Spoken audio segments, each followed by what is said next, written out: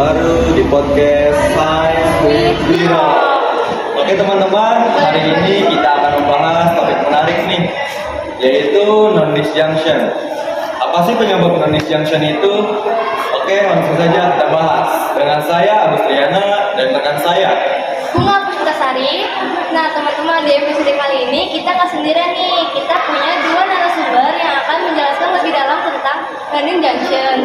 Nah, narasumber pertama kita itu adalah Fadel, seorang ahli genetika. Halo Fadel. Halo, halo Agus, Bunga, dan halo teman-teman semuanya. Senang sekali deh bisa diundang ke acara pagi hari ini. Oke, di sini juga kita ada seorang konselor genetik yang bernama Ayu. Halo juga Agus, Bunga. Halo semua, perkenalkan nama saya Ayu Prihatini sebagai konselor genetik. Saya juga senang sekali bisa berbagi informasi dengan teman-teman semuanya. Selamat datang, Fadel dan Ayu. Terima kasih. Baik, kita bakal bahas apa aja nih hari ini? Oke, kita bakal bahas dari yang paling dasar dulu kali ya. Kita mulai dari Fadel deh. Oke. Fadel, apa sih non-disjunction itu? Bisa nggak sih dijelaskan secara sederhana supaya teman-teman yang menonton ini bisa mengerti? Tentu aja boleh dong.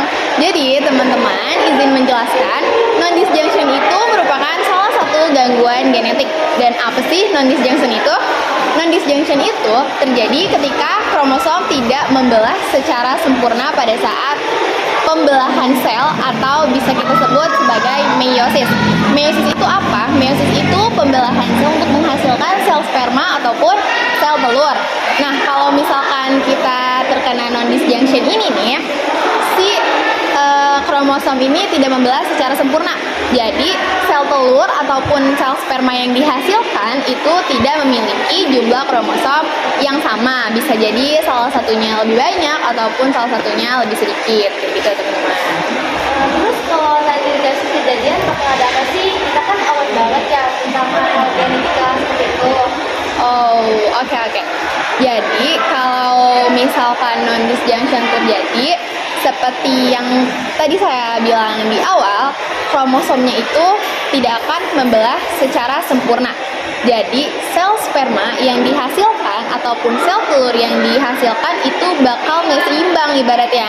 Nggak seimbang, jadi bisa jadi sel sperma yang lebih banyak atau sel telur yang lebih banyak gitu. Jadi nggak seimbang, yang satunya tinggi, yang satunya rendah.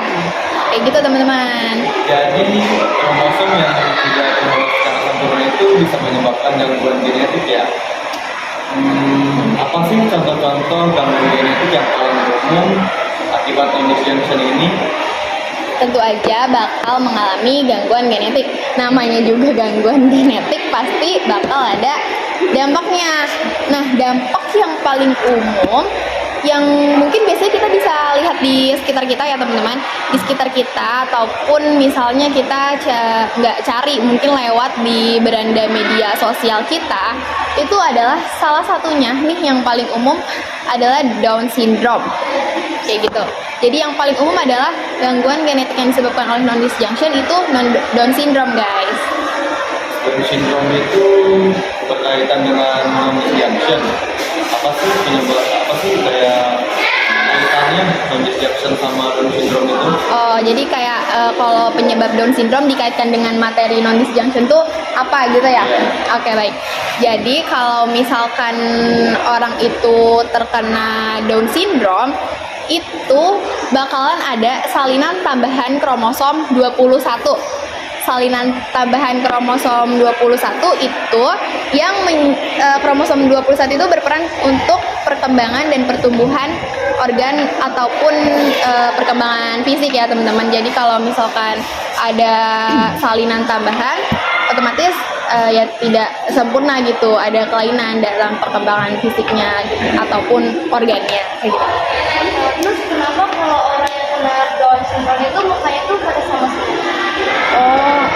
Jadi Down syndrome itu kan ada sebutan di kalangan masyarakat kita ini muka seribu wajah ya. Iya, itulah ya, mirip semua gitu ya. Maksudnya kayak dari matanya atau bibirnya, bentuk mukanya, bahkan rambutnya pun kadang sama gitu, lurus yang jatuh kayak gitu. Itu tuh disebabkan karena ada tambahan materi genetik ekstra ke kromosom 21 ini.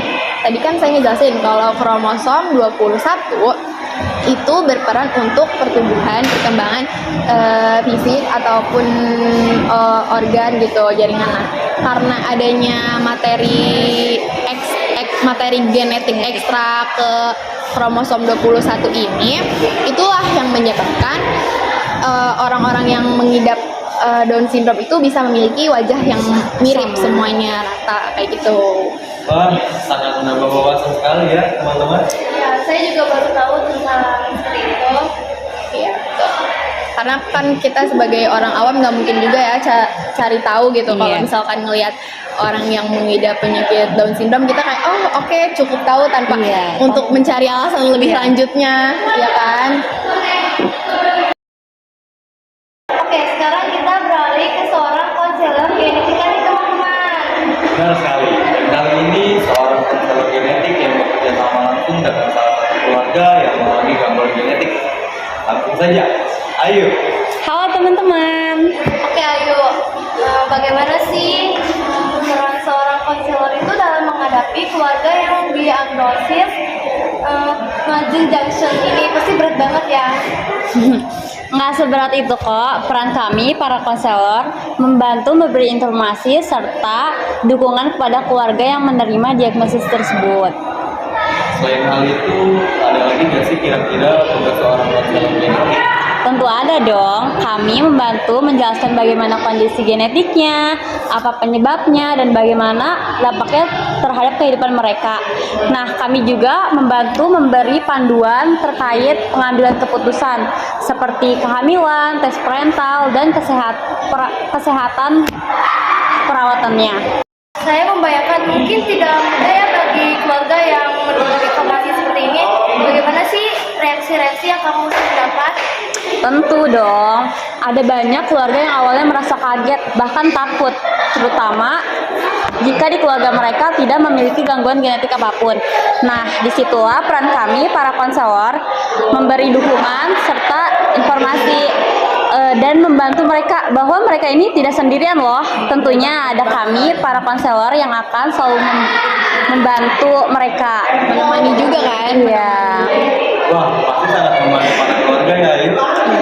Oke, Fadel, apakah ada cara untuk mencegah Nonin Junction ini supaya kita dan teman-teman semua yang mendengar ini bisa aware nih sama hal ini? Oke, cara untuk mencegah biar tidak kejadian Nonin Junction gitu.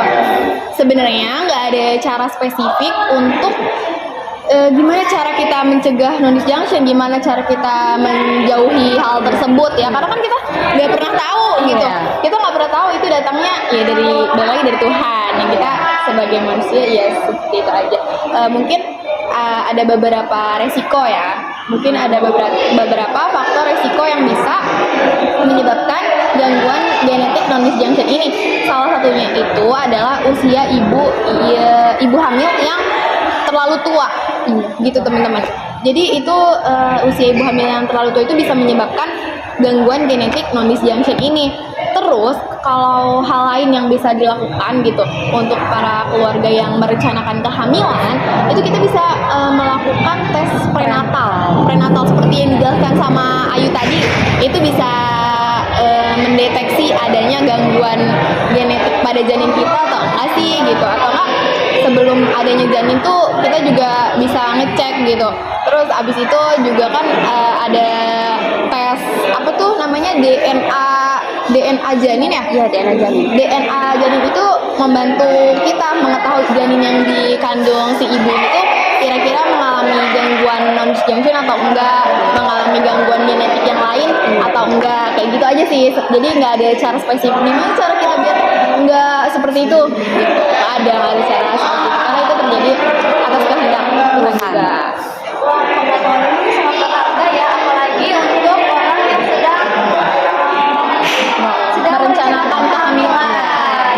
Iya, bener banget. Emang kalau misalkan untuk para keluarga yang ingin merencanakan kehamilan, pasangan baru gitu ya, mau merencanakan kehamilan lebih baik untuk mengecek terlebih dahulu genetiknya ini bakal seperti apa gitu. Siapa tahu kita bisa mengetahui kan kejadian-kejadian seperti ini. Iya gitu. Jadi kita bisa ya Lebih aware ya. lah. Ya benar banget nih teman-teman.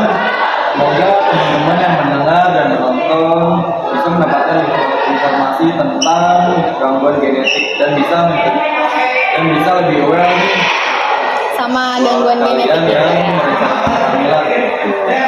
Iya. Oke, sampai di sini saja. Terima kasih penjelasannya Ayu dan Sama-sama. Fadel. Sama-sama. Senang hati. Oke, cukup sampai di sini pertemuan kita pada episode kali ini. Sampai jumpa lagi di episode terbaru. Science with Biro.